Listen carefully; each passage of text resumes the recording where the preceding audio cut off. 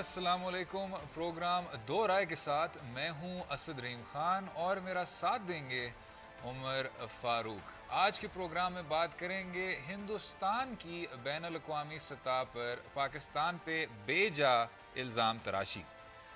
دوسرے حصے میں بات ہوگی ٹیکس کلچر پر اور اس کا ریفارم. کیا ہمارے منتخب نمائندے ٹیکس ادا کر رہے ہیں؟ اور آخر میں ہمارا میڈیا عید قربان پر مویشی منڈی بن گیا جہاں صرف آپ جانور دیکھ سکتے ہیں، خرید نہیں سکتے. عمر صاحب اگین بہت ہی آپ کے وائڈ رینجنگ موضوع ہیں. شروع میں سر جو ہمیں اب ہندوستان کی طرف سے نظر آ رہا ہے کہ آپ کے جو ہندوستانی بھی سفارتکار ہیں وہ کہہ رہے ہیں کہ criticism against Pakistan is now unprecedented. نہ پہلے ہم نے دیکھا واجپئی کے دور میں، نہ اندرا گاندھی کے دور میں. ابھی جو ہو رہا ہے کنسسٹنٹلی اٹس کہ پاکستان ایک دہشت گردی کا ایک گڑھ ہے. باہر جا کے وہ اس کو ایکسپورٹ کر رہے ہیں. یہ مودی صاحب ہر طرح کے انٹرنیشنل فورم پہ بات کر رہے ہیں. اس پہ کیا کیا جائے؟ اس میں دیکھیں نا، تھوڑا سا پیچھے جانا پڑے گا. 2 سال پہلے کی بات ہے. ہماری انڈین ہائی کمشنر تھے 2 سال پہلے، راگھون صاحب. ان سے ایک ملاقات ہوئی. انہوں نے 2-3 جرنلسٹ تھے ہم. انہوں نے بڑی انٹرسٹنگ بات کی کہ پرائم منسٹر مودی اور پرائم منسٹر نواز شریف کے درمیان ایک بہت اچھی یہ 2 سال پہلے کی بات ہے، بہت اچھی ریپو بن گئی ہے. اور انہوں نے یہ بھی کہا کہ بہت جلد آپ ایک بہت اچھی خبر سنیں گے پاک انڈیا ریلیشنز کے حوالے سے. پھر کیا ہوا؟ نہیں، اس کے بعد میں بتاتا ہوں نا کیا ہوا. اس کے بعد یہ ہوا کہ ورکنگ باڈی پہ ایکسچینج آف فائر اور بہت جنگوازم، انڈیا کی سائڈ پہ بھی پاکستان کی سائڈ پہ بھی بہت جنگوازم. اس کے بعد پاکستان کے اندر ڈومیسٹک سچویشن ایسی کہ ایک کمپین عمران خان صاحب کی طرف سے نواز شریف کے خلاف، اس میں غدار بھی اور انڈیا کا دوست بھی اور بلا بلا بلا سب کچھ. اس کے بعد اس کے رسپانس میں پرائم منسٹر گئے یو این جنرل اسمبلی میں اور وہاں جا کے بہت hard hitting speech against India. Prime minister Nawaz Sharif کی بہت ہارڈ ہیٹنگ اسپیچ. اس کے بعد ان کی طرف سے ریاکشن کہ مودی صاحب کی طرف سے یہ ایک ضرور ہے، ایک چین آف کازیشن ہے، لیکن یہ میرے خیال سے ایک بہت جینرس ویو ہے یہ کہنا کہ جی ایکشن پھر ری ایکشن، ایک چین آف کازیشن. 2014 میں سر جو نریندر مودی یہ جو شخص ایک منتخب ہوئے ہیں، یہ ایک سلسلہ ظاہر ہوتا ہے. گجرات کے قتل و غارت کے بعد ان کو بے تحاشا ووٹ پڑا. وہی مسلمان ہندو کمیونل پتہ کھیل کے وہ پھر وزیر اعظم بھی منتخب ہو گئے. ان کے گرد جو لوگ ہیں hard core Hindutva boys, Amit Shah صاحب ہیں، اور یہ جو امریش پوری بنے رہتے ہیں ان کے ڈیفنس منسٹر، منوہر پریکار بنے رہتے ہیں. میں کہہ یہ رہا ہوں وہ ضرور ہیں سر، لیکن آپ کا کوئی ہارڈ لائنر وزیر اعظم نہیں بنتا اس طرح کا. میں کہنا یہ چاہ رہا ہوں کہ آپ اگر مؤدبانہ طریقے سے ڈس ایگری کرتا ہوں، بڑے بڑے ہارڈ لائنرز سر بات تو پوری کرنے دیں. جی کہ جو آر ایس ایس ہے سر، آر ایس ایس آپ کا مین ووٹ بینک ہے. تو اگر آپ مہندس گاندھی کے قاتلوں کے پیداوار ہیں تو کیا آپ کو لگتا ہے کہ پاکستان سے دوستی کرنے سے آپ کو ووٹ پڑے گا؟ This is a set formula and it's working. India میں جو پبلک اوپینین ہے نا، پچھلے 4-5-6 سالوں میں بہت زیادہ اینٹی پاکستان ہو گیا ہے. تو بلکہ 10 سالوں میں آپ کہہ رہے ہیں. ایک تو کارگل کی وجہ سے، کارگل میں انہوں نے یہ سمجھا کہ ہمارے ساتھ انہوں نے سر اسی پہ ہی سر ہمارے ساتھ نفیس زکریا صاحب ہیں فورن آفس سے. جی سر ویلکم. السلام علیکم. سر جو ہمارا ایک جو امیڈیٹ سوال تھا وہ یہ ہے نفیس صاحب کہ ہندوستانی سفارتکار کہہ رہے ہیں کہ پاکستان کے خلاف جو کرٹیسزم ہو رہی ہے وہ اب انپریسیڈنٹڈ ہے. تو ہمارا کوئی آگے سے سر ایک وے فارورڈ ہے ایٹ انٹرنیشنل فورا؟ دیکھیں اس چیز پہ ہم نے بڑی وضاحت سے بات کی ہے جی، اور ہم نے جو ہے میں نے اس پہ جواب بھی دیا ہے کہ اگر آپ کلبھوشن یادو کا جو ہے وہ اسٹیٹمنٹ دیکھیں جو انہوں نے بیان دیا ہے، اس سے واضح طور پر سامنے آیا تھا کہ وہ کون سی ایک کنٹری ہے ساؤتھ ایشیا کے اندر جو بیسیکلی ٹیررزم پھیلا رہی ہے یا ٹیرر فائنینسنگ کر رہی ہے. میں اس چیز پہ کہہ چکا ہوں آلریڈی. دوسری چیز یہ ہے کہ اس وقت جو بھی ان کی اسٹریٹجی ہے وہ بیسیکلی اسٹریٹجی جو ہے it is out of desperation. اور ڈیسپریشن ان کی یہ ہے کہ اس وقت جو کشمیر میں حالات ہیں، مقبوضہ کشمیر کے اندر، इंडिया की जो मकबूजा कश्मीर के अंदर जो उनकी ऑक्यूपेशन फोर्सेस हैं, जो उन्होंने एट्रोसिटीज वहाँ पे शुरू की हुई हैं, उसके ऊपर पूरी दुनिया की निगाह है। तो वो तो किसी ना किसी तरीके से चाह रहे हैं कि वहाँ से तवज्जो हटे, तो इसलिए वो मुख्तलिफ किस्म के नॉन इश्यूज जो है उनको उठाने की कोशिश कर रहे हैं। अच्छा ज़िक्रिया साहब, ये बताइएगा कि इस सारी सूरत हाल में जो बड़ी थोड़ी सी टेंस होती हुई नज़र आ रही है, आपको कॉम्पोजिट डायलॉग प्रोसेस की कोई वैल्यू नज़र आती है कि कोई वैल्यू हो सकती है उसकी? देखिए, कॉम्पोजिट डायलॉग का जो एक प्रोसेस स्टार्ट हुआ था वो काफ़ी अरसे चला है। बायलैटरल बुनियाद पे अभी तक हमने कोई पेशरफ नहीं हो सकी थी उसके अंदर। बहरहाल कम अज़ कम इंगेज रहे दोनों साइड, और यही मौक़िफ़ हमारा हमेशा से रहा है कि तमाम इश्यूज को जो है वो एमिकेबली पुरअमन तरीके से बातचीत के ज़रिए हल होना चाहिए। और इस सिलसिले में जो हमारा डायलॉग था उसके अंदर जो मेन कंपोनेंट था वो हमेशा से कश्मीर रहा है। अब कश्मीर पे जो है हमने, चूँकि इस वक्त जो सूरत हाल है, इसलिए उसकी वजह से ये सिचुएशन वारंट करती है कि हम कश्मीर पे बात करें और कश्मीर का मसला हल करें। ये हमारा मेन बोन ऑफ कंटेंशन है। अच्छा, ये और जो यही वजह है कि एटमॉस्फेरिक्स पाकिस्तान ने उसको इतनी अपनी- ख़राब हो गई हैं, एटमॉस्फेरिक्स between the two prime ministers and between the two governments, आपके ख्याल से इनको बेहतर करने के लिए कोई कोशिश की जानी चाहिए? जी, कोशिश के लिए ही तो हमने कई दफ़ा जो है उनको डायलॉग के ऑफर किए कश्मीर के ऊपर। फॉरेन सेक्रेटरी ने एक दफ़ा नहीं 2 दफ़ा ख़त लिखा है, और हम मुस्तकिल इंटरनेशनल कम्युनिटी को भी जो है इस चीज़ पर सेंसिटाइज कर रहे हैं कि इस वक्त जो हालात जिस तरफ जा रहे हैं उसके लिए बहुत ज़रूरी है कि इंडिया एक तो ये अपने जुल्म तशद्दुद जो है बंद करे वहाँ पर मकबूजा कश्मीर में, और दूसरे ये कि इस सिलसिले में बातचीत करे ताकि कश्मीर का इशू जो पिछले 70 साल से चल रहा है वो किसी मंतकी नतीजे पहुँचे यूएन सिक्योरिटी काउंसिल रेजोल्यूशंस के तहत। बिल्कुल ठीक ज़करिया साहब, thank you so much for joining us sir, thank you. अच्छा, वो मैं जो आपको बता रहा था ना कि इंडियन पब्लिक ओपिनियन दो वाक़यात की वजह से बहुत ज़्यादा हाईली एंटी पाकिस्तान हो जी, गया। आप कह रहे थे एक कारगिल की वजह से, कारगिल जो 1999 में 98 में या 99 में, मुझे अच्छी तरह याद नहीं आ रहा। दूसरा वाकया बॉम्बे का, साल बाद बॉम्बे का टेररिस्ट अटैक। ठीक उमर साहब, ये हुआ पब्लिक ओपिनियन तो फॉर्मेशन हो जाती है ना, फॉर्मेशन हो जाती है उमर साहब, लेकिन मेरे ख्याल से अभी भी आपको 65 की वॉर याद नहीं होगी, लेकिन आपके अंदर एंटी इंडिया फीलिंग्स बहुत स्ट्रांग है। ज़रूर ऐसी बात है सर, लेकिन अब जो नज़र आ रहा है वो ये है कि हमने सुन लिया कारगिल के बारे में भी सुन लिया, पार्लियामेंट्री जो इनके अटैक्स हुए थे 2002 में भी जो स्टैंड ऑफ हुआ था वो सारा है सर, लेकिन ये एक मेरे हिसाब से सर एक नया रंग दिया जा रहा है एंटी पाकिस्तान सेंटिमेंट के साथ, and that is connected to जो हिंदुस्तान में आपको नज़र आ रहा है सर, उनके कल्चर में, उनके जो आपस में जो उनकी कम्युनल इंटरेक्शंस हैं, उनकी जो एक बीच में से सर एक पॉलिटिकल मूवमेंट चल रही है, तहरीक चल रही है। It is something that we haven't seen before, लेकिन इस पे सर बात करेंगे वक्फे के बाद।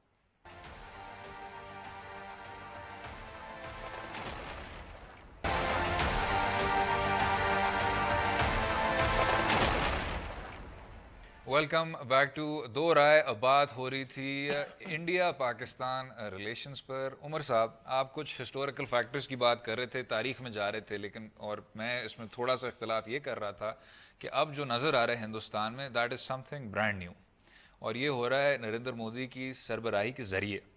अभी आपने इंतहाई वो इंदुनाक वाक़या हुआ है हरियाणा स्टेट में, जिसमें 2 ख़वातीन का गैंग रेप हुआ है और उनके कुछ जो भाई हैं उनको भी मारा गया है। एक मेरी बात तो सुने, एक मिनट आप ज़रा बात सुने प्लीज़। कि उसमें था जो इल्ज़ाम लगा था वो था कि ऑन बीफ ईटिंग, ठीक है। हम बहुत देर से सुन रहे हैं कि Haryana has a rape problem regardless. अगर आप एक मिनट से बात सुने, वो ये है कि पिछले 2-2.5 साल से एक कल्चर ऑफ इम्प्यूनिटी बनता जा रहा है हिंदुस्तान में, जो आहिस्ता आहिस्ता से इंतहा पसंदी की तरफ जा रहा है। ये ना वाजपेयी साहब के अंडर था, ये ना मुआवजा देसाई के अंडर था, और हो ये रहा है कि वो जो कंस्टिट्यूंसी बनती जा रही है, जिनके सामने ये सारे वाक़यात हैं, वो पाकिस्तान की दोस्ती, पाकिस्तान से दोस्ती के बारे में बात करना नहीं चाह रहे। मेरा ख्याल है मैं तो इंडिया के इंटरनल सिचुएशन को मेरा ख्याल रिलेट नहीं करना चाहूँगा इंडिया पाकिस्तान रिलेशन से, लेकिन मैं एक बात इधर ज़रूर करूँगा कि मुझे थोड़ी सी ना तजर्बाकारी नज़र आती है जो वाजपेयी, ये जो مودی صاحب انٹرنیشنل فورم پہ پاکستان کے خلاف کمپین کرتے ہوئے نظر آتے ہیں اور پاکستان کو ٹیررسٹ اسٹیٹ ڈکلیئر کروانے کی کوشش کرتے ہوئے نظر آتے ہیں. مجھے نظر تجربہ کاری اس لیے لگتی ہے مطلب یہ جو depth of Pakistani state machineries relations with the international community اس کو وہ انڈر ایسٹیمیٹ کر رہے ہیں. میں آپ کو ایک چھوٹا سا واقعہ سناتا ہوں. آج سے یہ کوئی جب یہ لنڈن میں بومبنگ ہوئی تھی 2005 میں, اس کے کوئی 3-4 سال بعد ولیم ہیگ ایک فورن سیکرٹری ہوتے تھے برٹن کے, وہ یہاں پاکستان آئے تھے اور انہوں نے پاکستانی جرنلسٹوں سے ایک ملاقات کی تھی. آئی آسکڈ ہم دا کوسچن کہ کیا آپ سمجھتے ہیں آئی ایس آئی کو as part of the problem اور as part of the solution, کہ یہ جو بومبنگ کی سارا کچھ سچویشن بنی ہوئی ہے. انہوں نے بہت کلیئرلی بڑا ان ایکویوکلی انہوں نے کہا تھا آئی S I is part of the solution. ٹھیک, کیونکہ جتنا کام ٹیررزم کو روکنے کے لیے آئی ایس آئی نے کیا ہے ویسٹ میں, کسی اور نے نہیں. یہ ان کے ورڈز تھے, کوٹ اینڈ کوٹ میں آپ کو بتا رہا ہوں. تو مودی صاحب انڈر ایسٹیمیٹ کر رہے ہیں پاکستانی اسٹیٹ مشینری نے جو کوشش کی ہے دنیا بھر میں ٹیررزم کو روکنے کی, جو کوشش کی ہے وہ اس کو انڈر ایسٹیمیٹ کر رہے ہیں, اور ان کو سمجھ نہیں آ رہی کہ جناب یہ بہت گہری سچویشن ہے. اور آپ سمجھ رہے ہیں کہ آپ 27 تقریریں کر کے اور پاکستان کو ٹیررسٹ اسٹیٹ ڈکلیئر کر دیں گے. جو کام انہوں نے کیا ہے, جو سبسٹینٹیو کام انہوں نے کیا, وہ تو آپ کو سمجھ ہی نہیں ہے. لیکن جو آپ نے شروع میں بات کی کہ جی انٹرنل سچویشن کا ایکسٹرنل تعلقات سے اس طرح نہیں ہے لنک, سر میرے خیال سے ایک بڑا گہرا کنیکشن ہے, اور وہ یہ ہے کہ اگر آپ اپنی کنسٹیچوئنسی کو بار بار کہا جا رہا ہے یہ کہ ایک ہندوتوا ملک ہے, گاندھی کی بات نہیں کریں گے, نہرو کی بات نہیں کریں گے, بات کریں گے ہم ساورکر کی, بات کریں گے ہم اپنے جو آر ایس ایس کے فاؤنڈنگ فادرز ہیں ان کی, جو کہتے ہیں سر ایک بات تو سنیں نا سر, جو کہتے ہیں کہ ہندوتوا ایک نظریہ ہے. آپ مجھے یہ بتائیں کہ جو آر ایس ایس کا آدمی ہے, جو وہ بی جے پی کا آدمی جب ان کو ووٹ دیتا ہے, کیا وہ چاہے گا, کیا آپ کی ڈومیسٹک کنسٹیچوئنسی خوش ہوگی, اس بات پہ راضی ہوگی کہ آپ اسلامی جمہوریہ پاکستان سے دوستی کریں؟ یہ ایک سلسلہ ہے سر کہ 2003 سے کاؤنٹر آرگومنٹ, میں آپ کو ایک کاؤنٹر آرگومنٹ نہیں سر, آپ ایک منٹ سر اگر بات سنیں. ایک سر 2014 میں کافی صحافی یہی کہہ رہے تھے جو آپ نے بالکل شروع میں بات کی کہ جی میاں صاحب اور نریندر مودی اور ایک اچھی خبر ہم اب کچھ جلد سے جلد ہم سنیں گے. وہ اچھی خبر کبھی نہیں آئی, اور وہ اسی لیے نہیں ہے کیونکہ آپ کے ایکسٹرنل فیکٹرز تھے, وہ اسی لیے کیونکہ یہ جو تھیوری ہے نا سر کہ Nixon can go to China, یہ نہیں سر. Yes, this is very important. This theory is wrong. This theory is totally flawed. کیونکہ اگر آپ نکسن بھی دیکھ لیں, جو نکسن گوز ٹو چائنا والی بھی تھیوری ہے وہ یہ ہے سر کہ رچرڈ نکسن خود اتنا رائٹ ونگ آدمی نہیں تھا, وہ صرف کمیونسٹ ہائیلی اینٹی کمیونسٹ آدمی تھا. ضرور ہوگا سر, ہائیلی اینٹی کمیونسٹ ضرور ہوگا, لیکن Richard Nixon in terms of foreign policy McCarthy کا پروڈکٹ تھا, مکارتھی کا بالکل تھا. مکارتھی کمیٹی میں ان کی شہرت ہوئی تھی, شروع والی شہرت ہوئی تھی. آپ بالکل صحیح کہہ رہے ہیں, اتفاق کرتا ہوں. اس میں ایک کاؤنٹر آپ دیکھیں, نواز شریف صاحب جو ہے نا پنجاب کے لیڈر ہیں نا, پنجاب کے لیڈر ہیں, اور جب وہ 93 میں انہوں نے بات کرنا شروع کی انڈیا سے نارملائز کرنے کی ریلیشن, ٹریڈ ریلیشنز بنانے کی, بزنس ریلیشنز بنانے کی, کسی نے ان کو غدار نہیں کہا. اب وہ بٹ میاں صاحب سے اسی طرح نریندر مودی کے لیے بڑا آسان ہے کہ وہ پاکستان سے نارملائز کر لے. واجپئی صاحب کے لیے بڑا آسان تھا کہ وہ مینار پاکستان کو وزٹ کریں اور کہیں کہ جی میں پاکستان کو مانتا ہوں, پاکستان کی انٹیگریٹی کو مانتا ہوں. یہ انہوں نے بات کی. اس میں سر واجپئی صاحب اور مودی صاحب میں کچھ فرق ہیں, اور کچھ بڑے بنیادی فرق ہیں. اور دوسری بات یہ بھی ہے سر, بنیادی فرق جو ہے نا وہ یہ ہے, عمر صاحب آپ بات نہیں کرنے دے رہے آج. نہیں سر آپ بات ہی نہیں کرنے دے رہے. چھوٹی سی بات, نکسن گوز ٹو چائنا کے اوپر بات ہو رہی تھی. واجپئی بہت فورن پالیسی ایکسپرٹ تھے اور نریندر مودی کو فورن پالیسی کا کچھ پتہ نہیں. یہ فرق ہے ان کا. چلیں ٹھیک ہو گیا, لیکن اگر آپ فورن پالیسی کو ڈیورس بھی کر دیں, جو تب کی بی جے پی تھی اور آج کی بی جے پی تھی, وہ دو بہت فرق جماتے ہیں. ایک دوسرا جو Nixon goes to China theory وہ کبھی نہیں کام کیا اس نے کہیں بھی. بات ایریل شرون کی بھی تھی اسرائیل میں کہ جی وہ بھی ایک نکسن ہے, بنیامین نتنیاہو پہ تھا کہ وہ بھی ایک نکسن ہے. یہ جو آپ کے ہارڈ رائٹ لیڈرز ہیں نا سر, یہ کبھی آگے جا کے صلح کر نہیں پاتے. یہ آپ کو ہسٹری ایک چیز دکھاتی ہے. نہیں میرا خیال ہے وہ اسی لیے because this is Umar sahib, this is lazy thinking. option we have. ٹھیک ہے Umar sahib, but this is lazy thinking. آپ ہمارے کی ساری پاس پاکستانی جو صحافی جو متبادل ہے نا وہ بڑا انہوں نے خطرناک ہے. 2014 میں بیٹھ کے کہا کہ نریندر مودی سے ہم اب دوستی کر پائیں گے کیونکہ ہی ول بی اسٹرانگ انف, اور کوئی اس کو غدار نہیں کہے گا, یہ ایک راجیو گاندھی نہیں ہوگا. اب ہمیں نظر آ رہا ہے کہ he basically prove to be what he had always been saying, کہ پاکستان ایک دشمن ملک ہے اور پاکستان کے جاسوس اس ملک میں, اور یہ ایک دہشت گردی کا گڑھ ہے. یہاں بیٹھ کے کتنے لوگ یہ بات کرتے ہیں, کتنے لوگ یہ بات کرتے ہیں کہ انڈیا دشمن ملک ہے.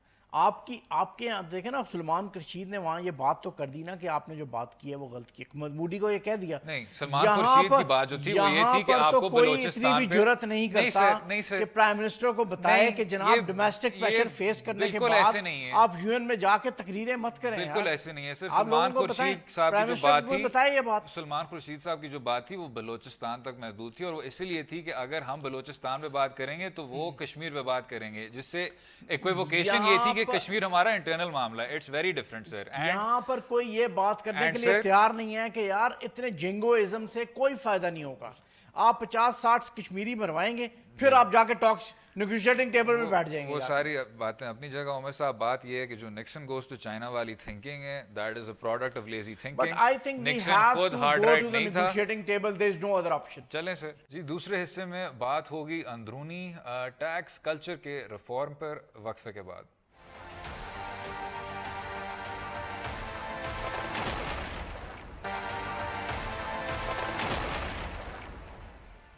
جی ویلکم بیک ٹو دو رائے. اب کچھ ہم ڈومیسٹک سائڈ پہ بات کریں گے. عمر صاحب, جناب ایک ایسا میرے خیال سے ایک فیلڈ ہے جس میں ہم شاید زیادہ اتفاق کر سکیں. یہ میرا خیال ہے ڈومیسٹک ٹیکس پہ کوئی, میرا خیال ہے ہم جو مڈل کلاس کے لوگ ہیں نا, سیلریڈ کلاس, ہم سب سے زیادہ آنیسٹلی ٹیکس پے کرتے ہیں. بالکل ایسا ہی ہے سر. ڈیڈکشن ایٹ سورس بھی ہوتا ہے, جو اور انکم آتی ہے اس کو بھی ہم ٹیکس دیتے ہیں, سب کچھ کرتے ہیں.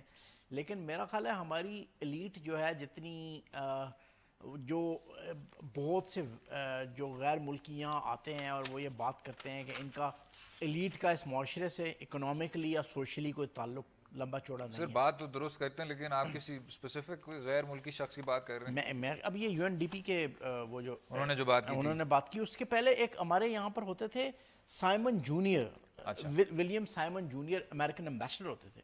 وہ ایگزیکٹلی یہ بات جب جا رہے تھے وہ یہاں پر, انہوں نے یہ بات کی تھی, ایک انٹرویو دیا تھا ڈان اخبار کو. انہوں نے کہا تھا کہ ان کا کوئی تعلق نہیں ہے. مجھے جو ہوتا ہے سر وہ یہ ہے کہ ہر سال یہ ایک لسٹ آ جاتی ہے کہ آپ کے جو منتخب نمائندے انہوں نے کتنا ٹیکس ادا کیا, اور جو آپ کے صحافی ہیں سر وہ پھر ان کو ڈانٹنا شروع ہو جاتے ہیں. اس کے اگلے سال پھر وہی لسٹ آتی ہے اور انہی لوگوں نے اتنا ہی ٹیکس دیا ہوتا ہے, اور پھر آپ کے صحافی ان کو پھر ڈانٹنا شروع ہو جاتے ہیں.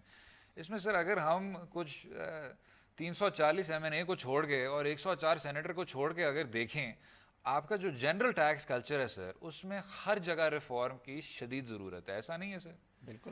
اب ہم نے ان کو تو بنایا ہوا ہے اور بنانا بھی چاہیے. یار 0.3% لوگ ٹیکس دیتے ہیں یار. سر ایک تو 0.3% سر, لیکن اس میں کچھ اور بھی میں سمجھتا ہوں بڑے ہی ڈسٹربنگ آپ کے انڈیکیٹرز ہیں اور ڈپریسنگ انڈیکیٹرز ہیں. اور سب سے بڑا ان میں یہ ہے سر کہ آپ کی جو ایگریکلچر ہے, agriculture sir is 1% of your taxation, حالانکہ آپ کی جی ڈی پی یعنی آپ کی جو تمام میں سمجھتا ہوں معیشت ہے اس کا کوئی 21% ہوگا. میرے خیال 73% انڈسٹری سے آتا ہے ٹیکس ریونیو, اور 2% ایگریکلچر سے آتا ہے. سر اٹس 1 ناؤ سر, ابھی جو رفتار کی رپورٹ ہے سر کہ 1% ہے, اور میرے خیال سے وہ اسی لیے بھی ہے کیونکہ آپ کے جو سارے سردار ہیں اور جاگیردار ہیں اور جو ملک ہیں اور خان ہیں وہ آپ کے مجلس شورا میں بیٹھے ہوئے ہیں, وہ کس طرح ٹیکس ہونے دیں گے؟ آپ تھوڑی سی تاریخ میں چلے جائیں نا سر, بڑے سے بڑی جو ملٹی امپائرز تھے نا, وہ کس لیے کلیپس کر گئی ہیں کہ آپ کمٹمنٹ کے حوالے سے اوور اسٹریچ ہوئے ہیں,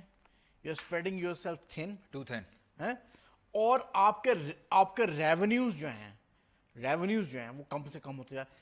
ان پریشرز کی وجہ سے بڑی مائٹی امپائرز کلیپس کر چکی ہیں. ویسے ایک سر جو بڑی آئی تھنک قابل توجہ بات ہے وہ یہ ہے کہ جو واحد بار آپ نے ایگریکلچر کو صحیح طرح ٹیکس کیا تھا وہ ہوا تھا بھٹو صاحب کی حکومت صاحب کے کے وقت دور، انڈر حفیظ پیرزادہ صاحب. ہاں دونوں جو زمیندار تھے feudals تھے. تو شاید وہی جو ایک سوچ ہے اس کو آج کے فیوڈلز میں ہونا چاہیے, کیونکہ آپ کی پارلیمنٹ میرا تب خیال ہے بھی مبارک زیب صاحب ٹیلی فون لائن پہ ہیں, ان سے ذرا بات کر لیں. جی السلام علیکم مبارک زیب صاحب, ویلکم سر. جی وعلیکم السلام سر یہ جو ہم اسی پہ ڈسکس کر رہے ہیں سر کہ جو آپ کا ٹیکس کا کلچر ہے سر اس کو بڑے براڈ ریفارمز کی ضرورت ہے, اس پہ کیا رائے ہے آپ کی؟ دیکھیے مسئلہ یہ ہے کہ ٹیکس کا جو اگر آپ بات کرتے ہیں تو اوورال اس کا حجم جو ہے وہ تو خاصا بڑھ گیا, اور جو اسحاق ڈار صاحب اس کے بار بار اپنی تقاریر میں بات کرتے ہیں کہ ہم نے 1980 یا 1940 سے بڑھا کے 3 ٹریلین پہ پہنچا دیا, لیکن کبھی وہ اس بات کی بات نہیں کرتے کہ یہ کس مد میں یہ ٹیکسز آ رہے ہیں. یہ وہ زیادہ تر وہ ٹیکسز ہے جو اس کو کہتے ہیں انڈائریکٹ ٹیکسز, یعنی امیر غریب پہ ایک جیسے ٹیکسز جو ہوتے ہیں وہ لگا دیتے ہیں. یعنی ایک جو چابڑے والا ہوتا ہے وہ بھی وہی ٹیکس دیتا ہے, اور ایک پاکستان کا جو بلینئر ہے وہ بھی وہی ٹیکس دیتا ہے. تو پرابلم یہ ہے کہ ٹیکس کا کلچر اور ٹیکس کا جو سسٹم ہے وہ بہت زیادہ خراب ہے پاکستان میں, اور اس میں زیادہ تر جو ہے وہ انڈائریکٹ ٹیکسز ہیں. تو وہ اس پہ تو بہت کام کرنے کی ضرورت ہے, اور اس پہ ڈیبیٹ کرنے کی بھی ضرورت ہے. مبارک زیب صاحب یہ فرمائیے گا کہ یہ ایکسپلین کس طرح کیا جا سکتا ہے کہ یہ جو پارلیمنٹیرینز جو ہیں بڑی بڑی گاڑیوں میں پھرتے ہیں, بڑے بڑے محلات میں رہتے ہیں اور ٹیکس دیتے ہیں 70,000, میرے سے بھی کم, تو یہ ایکسپلین کس طرح کرتے ہیں اس کو؟ 70,000 تو میرے خیال میں آپ نے زیادہ بتایا. کوئی پنجاب میں کوئی 150 ایم پیز ہے جو صرف انہوں نے 20,000 سے کم ٹیکس دی ہے. نہیں یہ کس طرح ایکسپلین کس طرح کرتے ہیں اس کو, ٹیکنیکل یہ بیسیکلی یہ وہ ہے, یہ جو انہوں کا جو ٹیکس کے پیسے جو انہوں نے جمع کرائے یہ ان کی تنخواہوں کے اوپر ہے.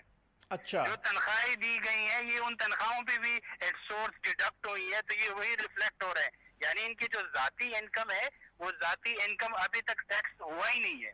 یعنی اگر وہ ہوا ہوتا تو وہ ان کی 5,000, 10,000, 20,000, 75,000 اور 1,00,000 روپے ٹیکس نہ ہوتا.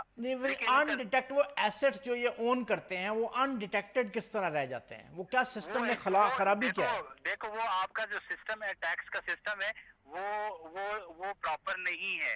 کیسے پراپر نہیں ہے؟ وہ یہ نہیں ہے کہ کوئی آڈٹ نہیں ہو رہا ہے. آپ آڈٹ نہیں کر رہے, جو بندہ 10 روپے اگر دے رہا ہے تو وہ 10 روپے منوان ایف بی آر جو ہے وہ ایکسپٹ کر دیتے ہیں. یعنی کوئی ڈیٹرمنٹ نہیں ہے. میں آپ کو صرف یہ بتاؤں, صرف آپ کو پارلیمنٹیرین کے ٹیکس ڈائریکٹری چاپنے سے آپ نے کہیں بڑا تیر نہیں مارا.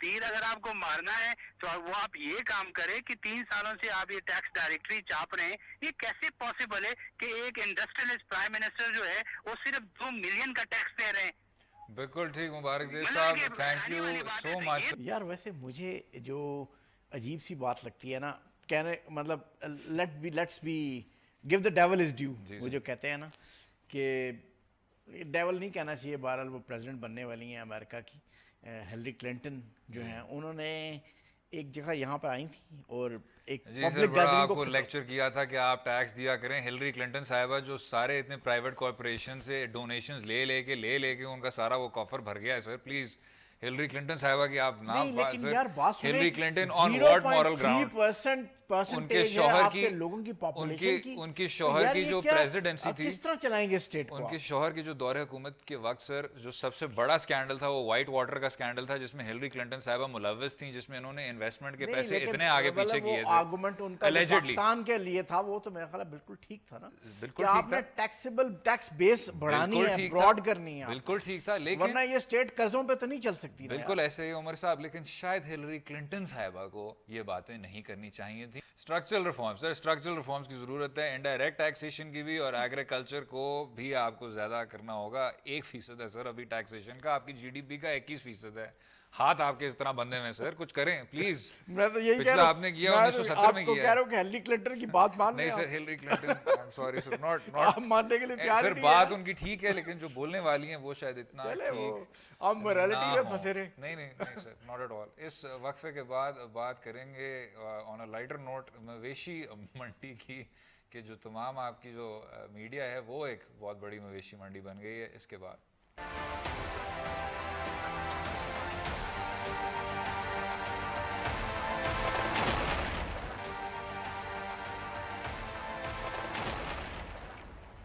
ویلکم بیک ٹو دو رائے. بات ہوگی آپ کی میڈیا کی, اور عید کے دنوں میں ان کو کیا ہو جاتا ہے عمر صاحب؟ صحافی ہیں، طویل صحافتی تجربہ آپ اس کی رکھتے ہیں. کلچرل ویلیو کو کوئی اہمیت دینے کے لیے تیار نہیں ہے. نہیں عمر صاحب، مجھے یہ نہیں پتا کہ اگر آپ 24 گھنٹے ادھر ہی پھرتے، وہ 24/7 کوریج کہ جی یہ اب ادھر گائے بکری ہے، اس کا اس طرح ہمیں کرنا چاہیے، یہ ریٹیں ہیں، اچھا ان ریٹوں میں ہم کچھ خریدنے بھی نہیں والے. اکثر سر یہی ہو رہا ہے کہ ادھر جا کے جب وہ کہتے ہیں کہ جی آپ ابھی کیا کرنے والے ہیں، تو وہ آگے سے کہتے ہیں جی ہم ابھی بس دیکھ ہی لیکن رہے ہیں. آپ ونڈو شاپنگ. پاکستان کے مسلمانوں کی ایک بہت ہی اہم تہوار اور ایک بہت ہی اہم ایکٹیویٹی ہے نا، اس سے زیادہ ایکٹیویٹی، اس سے اہم ایکٹیویٹی تو آپ کو کوئی نظر نہیں آئے گی نا سال میں، جو ریلیجن سے ریلیٹڈ ہو. عمر صاحب تو لیکن اس کیا ایکٹیویٹی کو اگر آپ اسکرین پہ لے آتے ہیں کلرفل بنا کے جی، لوگوں کے لیے ایک انجوائمنٹ کا ذریعہ، ایک کلچرل ویلیو تو اس کی ہے نا. لیکن عمر صاحب کیا صحافت ہے آپ کی کہ انسانوں سے زیادہ بکروں کی وہ سٹیٹمنٹس لی جا رہی ہیں ٹی وی پہ کہ یار آپ بتائیں کہ آپ کو کیسا محسوس ہو رہا ہے. آپ انجوائے نہیں کرتے اس کو جب ٹیلی ویژن پہ میں دیکھ سر حد سے زیادہ انجوائے کرتا ہوں، لیکن جب میں 3 دن لگاتار انہی بکروں کو دیکھ رہا ہوتا ہوں اور وہی بکرے انتہائی اہم بیان دے رہے ہوتے ہیں، تو پھر سر میں شاید تھوڑا بہت پریشان ہونا شروع ہو جاتا ہوں.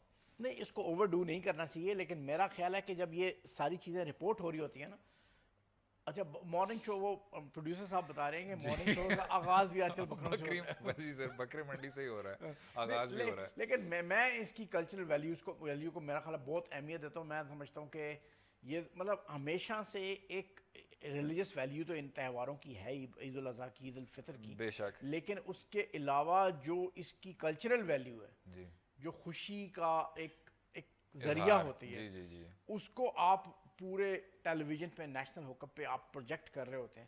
میرا خیال ہے یہ بہت لیکن عمر صاحب مزیدار اگر ہم بکرا منڈی سے باہر آ کے اگر کچھ تعمیری باتیں بھی کر لیں، تو آپ بتائیں نا کیا. نہیں سر ابھی نہیں، میں کہہ رہا ہوں جو آپ کی جو 24/7 جو کوریج ہو رہی ہے اس میں کچھ کھالوں کی بات وہ کر لیں، اس میں کچھ وہ بات کر لیں کہ یہ جو ایکسپونینشیل آپ کو ریٹس کے اضافہ میں اتنے بڑے پیمانے پہ مطلب وہ ذبح ہوتے ہیں جانور، جی، تو یہ ہائیجین کا اور اس کا بھی اہمیت، نہیں، کانگو وائرس پھیلنے کا بڑا خطرہ ہے اس ہے سر، بالکل خطرہ تو یہ اس پہ بھی بات ہونی چاہیے. لیکن وہ پھر شاید آپ پھر دوسری انتہا پہ چلے جاتے ہیں کہ ایسے لگتا ہے کہ جی کانگو وائرس ہی ہے اور اس نے پورے ملک کو ہی لے ڈوبنا ہے، جس طرح وہ ڈینگی وائرس کے وقت لیکن بھی. یہ ہمیں ان سب چیزوں کا صفائی ستھرائی کا خیال تو رکھنا ہے نا. یہ پورے شہر، اگر خدا نہ خواستہ کوئی ایپیڈیمک اس سے پھیلتی ہے تو پورے شہر کے شہر متاثر ہو سکتے ہیں. بڑے پیمانے پہ آپ جانور ذبح کر رہے ہوتے ہیں نا، لاکھوں کی تعداد میں، جی، اور لاکھوں کی تعداد میں جب جانور ذبح ہوگا تو وہ کوئی نہ، اور جب اس کے ویسٹ جو ہیں وہ جگہ جگہ گلیوں میں پھیلے ہوں گے تو بیماریاں تو پھیلیں گی نا. آپ اس میں کوئی شک تو نہیں. اگر آپ اس کی طرف توجہ دلا سکے ٹیلی ویژن اور جرنلزم ہمارا، تو میرا خیال ہے یہ بڑی اہم بات ہو سکتی ہے. عمر صاحب بات کریں کھالوں کی، جو ایک کھالوں کا ایک آپ کو نظر آ جاتا ہے بلیک مارکیٹ ایک ہوتی ہے سر، اس میں لوگ بھی آگے پیچھے ہو رہے ہوتے ہیں اور دھندا چل رہا ہوتا ہے، اس کو روکنے میں کچھ کیا جا سکتا ہے؟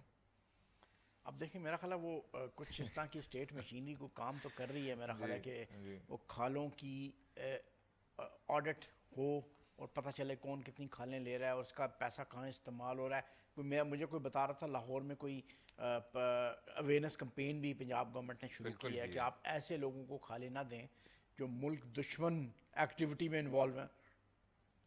بالکل ایسے. اور دوسرا عمر صاحب آج 11 ستمبر ہے، اس میں ایک ایسے کچھ واقعے ہوئے جس سے میرے حساب سے ساری دنیا بدل گئی. ایک قائد اعظم محمد علی جناح صاحب کی وفات، اور the one person we can be really proud about. سر پچھلے 60 سال 70 سال میں جو ہیں ایک ہی ہیں آپ کے لیڈر جس میں کوئی اس طرح کی سر اکراس دا بورڈ اوپینین نہیں بدل سکی. اور دوسرا سر ایک 9/11 کا لوگ کہہ رہے ہیں کہ جی اب کچھ ہو گئے 15 سال ہو گئے سر 2001 کے بعد سے، جس سے ساری دنیا ہل کے رہ گئی. میرے خیال سے پاکستان کو بھی انتہائی نقصان پہنچا. جو آپ کو نظر آ رہا ہے مڈل ایسٹ میں بھی ایک طرح کی آگ لگی ہوئی ہے، وہ بھی سر یہ کچھ 2 واقعے تھے جنہوں نے آپ کو کافی متاثر کیا اور اس ملک کو متاثر کیا سر حد سے زیادہ. اس پورے مطلب قائد اعظم کی جو پرسنالٹی ہے وہ تو اتنی ٹاورنگ اور اتنی، ان کا پولیٹیکل جینیس جو ہے وہ تو میرا خیال ہے ہم اس کے فروٹس سے آج فیض یاب ہو رہے ہیں. ہم ان کے فروٹس کھا رہے ہیں جو انہوں نے پولیٹیکل اپنے ایکومن سے. عمر صاحب لیکن قائد اعظم کے ساتھ جو تھے، جو ساتھی تھے ان کے جو میموائرز ہیں ان کی اگر آپ سارے پڑھیں، کتابیں بھی پڑھیں ان کی، تو اکثر یہ ایک محسوس ہوتا ہے کہ قائد اعظم کی جو خواب تھی، جو انہوں نے باتیں کی تھیں کہ آپ کی ایک طرح کا ایک آئینی نظام ہونا چاہیے, اس میں پارلیمنٹیرین سسٹم کا اس حد تک چلایا جائے گا, اس میں سینٹرل پاورز اس طرح ہوں گی, صوبوں کو اس طرح کی پاورز دی جائیں گی, وہ شاید کبھی ہم اس کو یار ایک گولڈن پرنسپل قائد اعظم کے پولیٹیکل کیریئر سے, قائد اعظم کے پولیٹیکل لائف سے اگر آپ لے لینا تو میرا خیال آپ کے سارے مسائل حل ہو جاتے ہیں سر. وہ ہے رول آف لا. بالکل ٹھیک. ایک ایسا گولڈن پرنسپل ان کے پولیٹیکل کیریئر سارا آپ ڈیفائن کرنا چاہیں نا قائد اعظم کا, تو وہ رول آف لا ہے کہ انہوں نے ساری زندگی اپنے جو پروفیشن کے حوالے سے, اپنے پولیٹکس کے حوالے سے انہوں نے رول آف لا کے لیے اسٹرگل کیا. مجھے ایک چھوٹا سا بات یاد آتی ہے, جب یہ پاکستان اور انڈیا بن رہے تھے اور پنجاب میں بڑا بلوا ہو رہا تھا, بہت مار کٹائی ہو رہی تھی, تو قائد اعظم کا ایک کلیئر انسٹرکشنز تھیں پنجاب کی ایڈمنسٹریشن کے لیے کہ جو بھی بلوا کرتا ہوا دکھائی دے اس کو پکڑ. یہ نہیں کہ مسلمان کر رہا ہے تو اس کو چھوڑ دو اور ہندو کر رہا ہے تو اس کو پکڑ لو. نو, انہوں نے کہا جو بھی بلوا کرتا ہوا نظر آئے اس کو پکڑ لو, اس کے خلاف کارروائی کرو. This was clear instruction. This is part of the record, یہ ریکارڈ کا حصہ ہے. عمر صاحب آپ ایک راؤنڈ فگر تو دیں, ایک اگر پریڈکشن ہو سکے آج 11 ستمبر 2016 کو کہ قائد اعظم کی جو خواب ہے سر وہ کتنے سالوں میں پوری ہو سکے گی, کیا نظر آتا ہے, یا کبھی پوری ہو سکے گی؟ یہ کوئی اس طرح کا سمپل سوال نہیں ہے. میرا خیال ہے کہ قائد اعظم کے اصولوں پہ, قائد اعظم کا میں کہنا یہ چاہ رہا ہوں, اسٹرگل کریں تو ہم اپنا کہنا یہ چاہ رہا ہوں عمر صاحب کہ کہ قائد اعظم صاحب کی ایک بڑی مشہور کہاوت ہے کہ history will be the ultimate جج آف پاکستان. تو اب اس ہسٹری کو بھی اب 60 سال ہو گئے سر, اور جو نتیجہ ابھی جو نظر آ رہا ہے وہ کوئی خاص اچھا نہیں ہے, اس میں مزید کچھ کرنا ہوگا. نہیں, میرا خیال ہے ہمیں وہ چیزیں دیکھنی ہوں گی جو قائد اعظم والی چھوڑ گئے ہیں جی, اور ان پر عمل کرنا ہوگا. ان پہ عمل کریں گے تو میرا خیال ہے کوئی اگر رول آف لا والا ہی مسئلہ جو ہے اس پہ ہی ہم عمل کر لیں تو میرا خیال ہے یہ جو ٹیررزم کا مسئلہ ہے, جو ایکسٹریمزم لیکن کا آخر کار سر 60 سال بعد کچھ ادارے ہی آپ کو نظر آ گئے, ایک پارلیمنٹری سسٹم ہے, جمہوریت ہے, عدلیہ ہے, میڈیا ہے, اور کچھ آپ کو نظر آ رہا ہے کہ قطرہ قطرہ دریا ہی سر کہ شاید قائد اعظم محمد علی جناح کی خواب پوری ہو جائے. امید ہے کہ آپ کو آج کا پروگرام پسند آیا ہوگا. اپنی رائے سے ضرور ہمیں آگاہ کریں. اگلے ہفتے تک مجھے اور عمر فاروق صاحب کو اجازت دیں. اللہ حافظ.